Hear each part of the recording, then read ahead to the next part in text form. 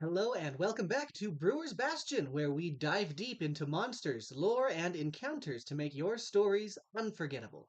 Today, we're leaving behind the dungeons and forests to stalk the rocky coasts.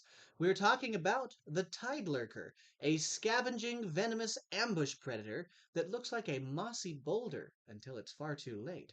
Whether you're running a seafaring campaign or just want to keep your players on edge the next time they wander near the coast, the Tide Lurker is a perfect creature to set the scene, sometimes without even needing to resort to combat. Let's break it down. Before we dive into the fantasy side, let's take a quick look at the real world creature that inspired the Tide Lurker, the stonefish. Stonefishes are, as their name suggests, fish that look like stones. Real clever naming there. Though, to be fair, the official name is Sinancia, if I pronounced that right. And yeah, I think they made the right choice to use the more colloquial term. They blend in seamlessly in tide pools, shoreline beaches, and under the water, which can actually be quite dangerous because their spines carry a deadly venom, the most venomous of any fish, in fact. Per the fish's Wikipedia entry, the venom can cause intense pain, respiratory weakness, damage to the cardiovascular system, convulsions, and paralysis, and can sometimes even lead to death. And sometimes the best way to use a thematically appropriate creature to create a D&D monster is to change nothing but its size. So, it's time we took a look at the Tide Lurker, a massive fish that is just a scaled up version of the stonefish with some classic D&D flair.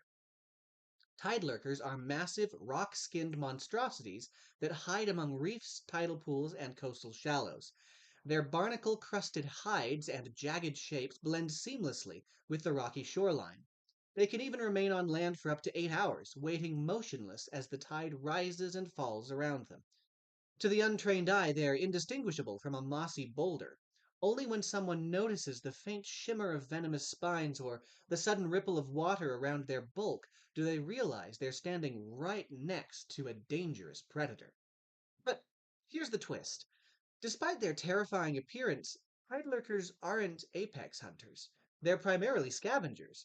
They feed on washed up carrion and small prey, striking at live targets only when the opportunity presents itself, and when they're hungry enough that there aren't other options. Humanoids aren't their preferred meal, but if a fisher or adventurer happens to step on those venomous spines and ends up paralyzed, the lurker won't say no to an easy feast. They're survivors, not conquerors. These creatures are as skittish as they are dangerous. The oceans are full of predators, even nastier than they are, so their instinct is always to retreat if things turn ugly. Unless they're starving or protecting a nearby clutch of eggs, most encounters with a tide lurker end quickly, usually after it paralyzes an unlucky victim and slips back into the sea. And speaking of eggs, let's talk about their young, called Tide Lurker Fry. These start no bigger than a fist, perfectly camouflaged as pebbles or barnacles in tide pools. Fry survive on minnows, crabs, and scraps the tides bring in.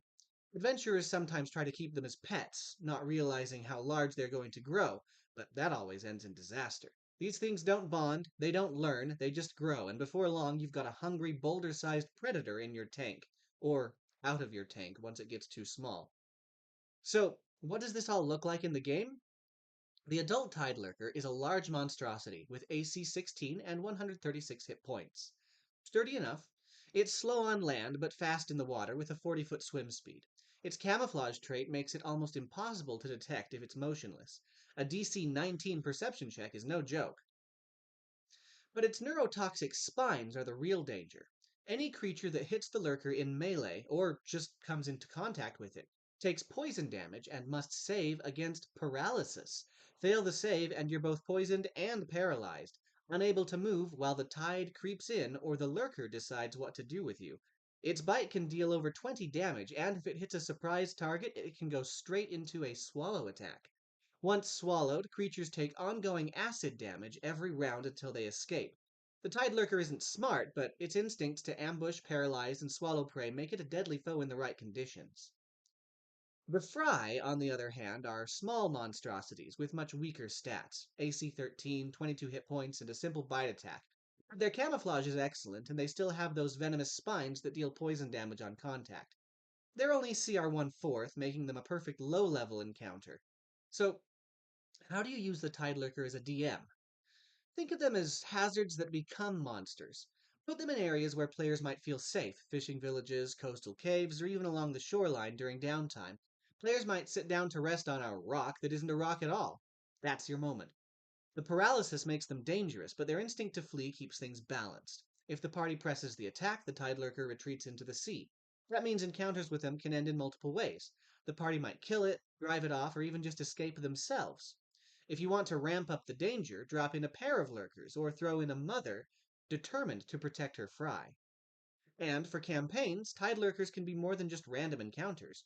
Coastal towns might hire adventurers to investigate missing fishermen, only to discover that tide lurkers have been mistaken for rocks near the piers. Or perhaps smugglers are keeping fry in tanks unaware of how quickly they grow. These creatures work just as well as one off scares as they do as a recurring theme in a coastal or island campaign. So, that's the Tide Lurker, a venomous, camouflaged scavenger that thrives on the edges of civilization. Not the most cunning monster you'll ever throw at your players, but one that can leave a lasting impression the first time a rock bites back. As always, if you enjoyed this video, don't forget to like and subscribe so you don't miss a single monster. And if you want full stat blocks for the Tide Lurker and its fry, along with all of my other weekly monsters, head on over to Patreon and join the Bastion. And if you're already a patron, thank you. You guys are the fuel that keeps these monsters coming, and I couldn't do it without you. That's all for this week. Until next time, may your wit be as sharp as your sword.